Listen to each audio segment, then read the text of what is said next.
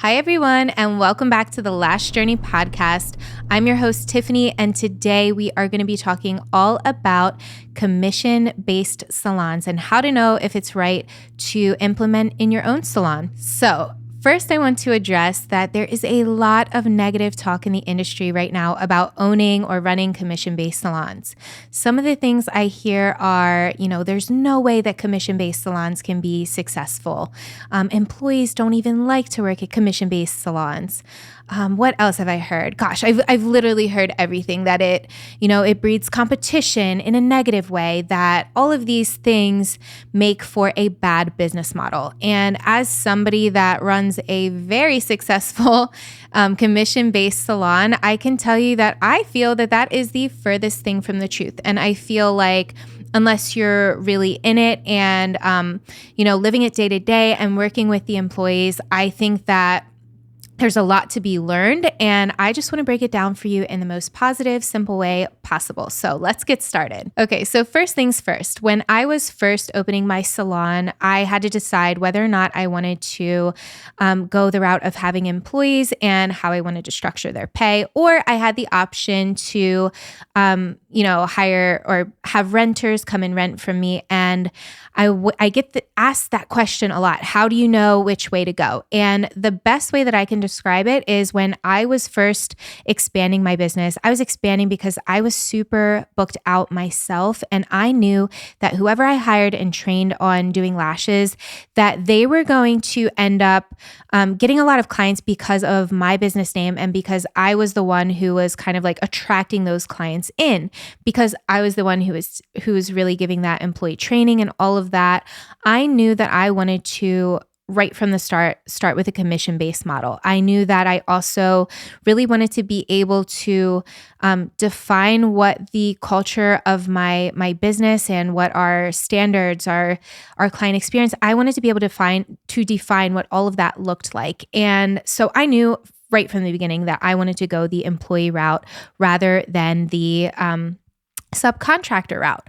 I see a lot of mistakes and misclassification with this in the industry. So first and foremost, I wanted to clear that up. What makes an employee versus what you'll frequently hear as a 1099 employee or a subcontractor who receives a 1099 at the end of the year? So main differences here is if you intend on, requiring your employee to work a schedule, like if you're the one scheduling the appointments for them, if you are the one who's purchasing supplies and expecting them to use what supplies that you offer, if you're expecting anything from them, to be completely honest, when it comes to how they conduct themselves in your business, you want to make sure that you are going or classifying as an employee. Now, when it comes to subcontractors are usually paying you rent. They are taking their own appointments, making their own schedules. They are taking their own payments. This is key. They're taking their own payments into their own business account, and then they are paying you rent on a weekly or biweekly or monthly basis. At the end of the year, you're basically just acting as their landlord. They will get they'll get a 1099 just from the income the rental income that they're paying you, but that's it. You can't tell them what to do. Now, granted, you can have standards in your business. Like if you are doing a salon suite, I think it's it can be a really smart business model depending on what your end goals are, right? We know this, but you can create the kind of atmosphere and culture that you want in your business just by the way that you conduct yourself as a landlord and by the type of tenants that you choose to let into your space, your business. You can have guidelines, you can have contracts that allow you to go your separate ways with them if it's not working out. But at the end of the day, they are operating their business out of your business, and you really can't determine or decide what they are going to do with that business. So if you decide that you want to go the employee route like I did, now I'm here to talk to you about what commission-based pay might look like for them, the pros and the cons. But yeah, I feel that for me, it has created the healthiest work atmosphere I could have possibly created for my business.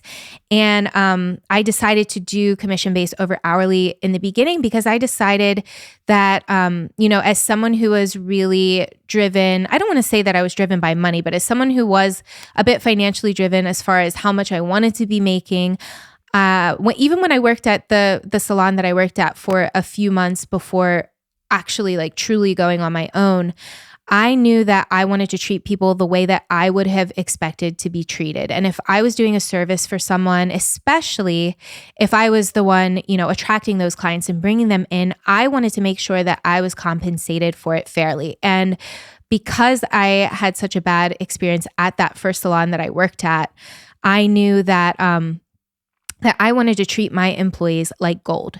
And I think some of the best advice I ever got from another business mentor was, you truly are only as good as your business or as your employees. Your business is only truly as good as your employees and the happiness of your employees. And I think that when you have people working for you day in and day out, you need to be able to compensate them fairly. You want to make sure as a business owner that you are going to be profitable. You need to know your numbers, but you absolutely can do that and pay your employees fairly at the same time.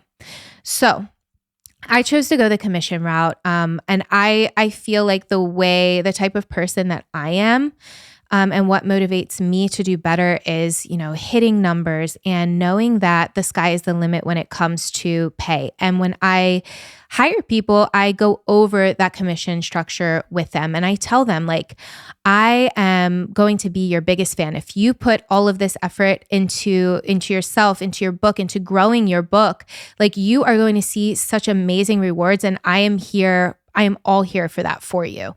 So knowing that they're not going to be capped out,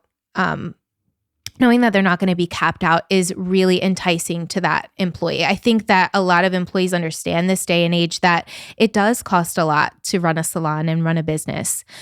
So they're smart. They're aware that they can't be making 70, 80%. And if they did, you would definitely have to have a conversation with them. But I feel like I can have really mature conversations with my employees about numbers, and they see what goes into the business. And it's a very healthy understanding of like what that looks like. And they know that I am supporting them in so many other ways, and that they're not only getting great clients from the business, but they have a place where they can feel safe and be themselves. And they know that I'm only there to help them grow and how to learn how to be great artists and great, I don't want to say great business owners one day, but maybe that's the route that they want to go. Who knows? I'm here to act as like that safe haven for them to learn and grow. So I think that goes a really long way. Now, that being said, I have had some of my employees now for 6-7 years. I feel that it's really important to note that not everybody wants to run a business. And as the business owner and as the salon owner, you have to be passionate about leading others and creating careers and career paths for those people. Because, if you want to keep someone in the long run, not only do you have to pay them well, but you have to listen and help them grow as individuals. Because I think that if you are paying your people well, the reason that they leave, or the reason that they might leave a place, is not because of the pay. At that point in time, it's because they feel like they have capped out. And I think that's where a lot of people looking in on commission-based situations, they might not get it, because they might just stop at that number. They might just offer a flat rate of commission, or, no system of motivating that employee to better themselves or to move up in different levels and receive promotions, or, even if they get to that top promotion spot that you have, what's next for them?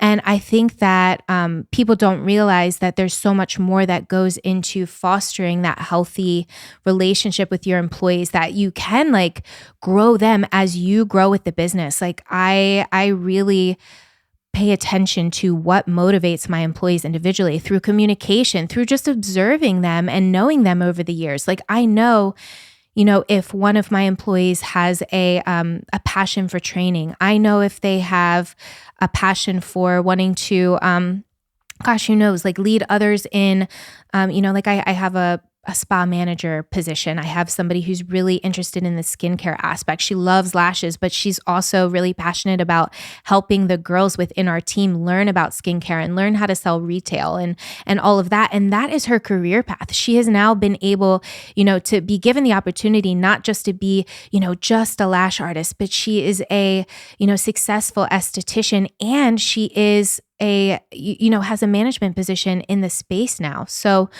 when you hear that,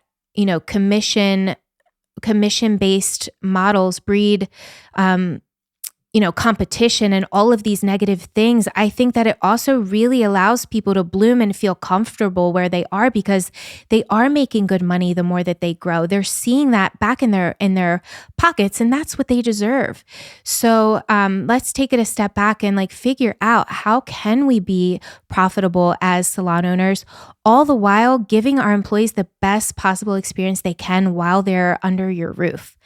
And so I think that when talking about the negative associations with commission-based things, we need to then figure out, how can we fix that? How can we fix that perception? Or if that is going on in other salons, how can those salon owners work to better their team? And I can tell you that, paying your employees less, or starting out not paying your employees a fair wage, and to me, that is anything under 40%, like I'm not a fan of, because I know that I would never want to work for somewhere that paid me like that. I think that we do so much work and effort to like build ourselves as artists, and I think that we know what can be made in that. And when you see people leaving their independent positions, or their positions at salons, when you see people leaving those positions, it's usually because they feel like they could be better compensated either working on their own, even if they don't think they're fit for running a business. They just know that they should be making more, and they're right. So I think that determining what a healthy commission-based rate for them from the beginning will set you and everybody else up for success from the beginning. So let's talk about what that fair wage might look like. And this is going to be different, or fair percentage, I should say. This should be different or it's going to be different for every different business, but I would highly recommend not paying any less than 40%. And when you hear people say don't pay 50%, I do agree with that to a certain extent, but you need to have certain things in place. So the way that I do the commission split in my location is I have different tiered levels of artistry. So I have like my beginners, or anybody that's coming into the salon with me from the beginning, they're automatically starting out in that junior 1 position, and they are making 45% commission. When they eventually do well and they hit all of their performance numbers and they get that raise to where they're now moving to that junior 2 position, they're going to be getting 48%. And when they finally get to that point where they're really talented and they're building their book and they have a really great return rate with their clientele, they're going to make that 50% commission split. But here's the key for me, and what has helped me be profitable, is that I do the commission split after the cost of service. So as the business owner, I want to implore you, if you don't know this already, you need to figure out your expenses that you're paying for your product, the product to actually do the services, and what it costs to actually, what all goes into that. Like whether it's, you're doing a brow service and you need wax sticks and you need brow tint and all of these things. I want you to go through your services and figure out what it's actually costing you. And you can actually, by industry standard, a lot of different salon owners do this across the board, but you can actually split commission after the cost of what that service costs you. So whatever you build into that service cost, you would first subtract that out, and then you would split commission based off of that. I also offer my employees 10% commission on all retail sales, and I think that's pretty staple in the industry too. So that is how I do it. And it seems to work really well for my team and I. And, as service costs go up, you can, increase that by a small percentage either yearly, or how I usually do it is maybe every other year. But you want to pay close attention to what your numbers actually look like and make sure that you are not hurting yourself in that area by just automatically giving someone 50% commission. At the same time, I see a lot of commission-based salon owners just giving a flat rate, and that is completely fine too. So if you wanted to start out your employees on a commission-based, with a flat rate, I would still do a tiered level, like how I was telling you, I do the junior, senior, master. You want to have a breakdown of what those tiers might look like. So let's say you start someone out in the very beginning at 40%, and you have 6 months down the road, they're doing really great, and you decide, okay, I want to give them an extra percent commission. So now you're at 41%. Then maybe a year from now, they're still with you, and now they're at 43, 44, up to 45%. If you are doing that flat rate, I usually like to kind of stop it there at that 45, unless you really, really, really know your numbers and your margins. But you can do it in a way where the employee knows that if they perform well and they do well with their current book and their services and their client retention rate and all of those KPIs, key performance indicators that you set up for them to be able to visibly see what they need to do to get to that next level. If they're hitting that, they need to know that they are going to be compensated for doing that extra work. And I think that's what really starts to breed a healthy work environment when it comes to commission, is that not only are the employees knowing that they're getting compensated fairly, but they see the growth in it, and they know that their success and what they see in their paychecks is directly related to the hard work that they put in. So I think it is also fair to share with you how well my commission-based employees actually do. And this is another reason why I knew in the beginning too that I wanted to go the commission route as a business owner. Again, remember, I knew that these employees are going to be getting clients on their own at first through the name of the business, right? So when I was looking at whether or not to do commission versus renting, I knew that if I was going to rent, that I'd be capping my income at a certain point. Whereas with commission, not only is the sky the limit for the employees, but the sky's the limit for you as the business owner as well. So when we are talking about profitability, we need to look at the potential that each employee could be producing, utilizing that room. Like if I were to rent it out for, let's say, $1,000, $1,200, even $1,500 a month compared to what these employees are actually earning, like I would really, really be hurting myself as a business owner. So I now remind you, I have a lot of employees who have been with me 6 or 7 years and have a great return rate when it comes to their clientele. And I think that this is key. But I've also had employees who have just started out and they've had like a natural ability to pull in clients with their work and just the way that they carry themselves and market themselves. And they have done super well, even within the first 6 months, bringing in $8,000 or $9,000 a month just in revenue. So I have employees who are, if they're beginning out, maybe they're bringing in like $3,000 to $4,000 in revenue per month. And then I have employees who, like a couple of months ago, my lead artist made over $21,000 a month for the month of March in her revenue. And it is just mind blowing to see. And it is so cool to know that she walked away that month. And that's not even including tips, guys. She walked away that month, like making more than most independent business owners make on their own in a given month, So I think there's a lot to be said about how successful commission-based models can be and how it really breeds, such a good environment for employees to feel like they can grow in and have that long-term success when it comes to what they're actually walking away with. Like they're super happy, they're super well paid, and they get to leave the business at the end of the day without having to worry about all of the things that we have to worry about as business owners. So I think knowing who you're hiring and knowing that you are putting all of the information out there for the person and making sure that they're okay with that. Like I could tell you I've actually never had somebody interview and try to work for me that had a problem with commission. So I do think it's a really healthy way to set your employees up for success in the long run. And, as in talking again about profitability, I think that when you look at that and you start to say, okay, not only do I have one employee who's doing that, but now I have two, now I'm adding a third, and we're still growing, we're still busy, and cut to 5 years where you have 10 employees all bringing in over 10,000 a month. Like that is how you get to that, upward 6 figures to that seven figure a year in revenue. And it's completely possible and easy to break down. Like really, in order to have a 7-figure business, you just need to be bringing in, I think it's $83,333 a month. And if you have 8 employees who are each bringing in over $10,000 a month, like you're there, and it is so possible.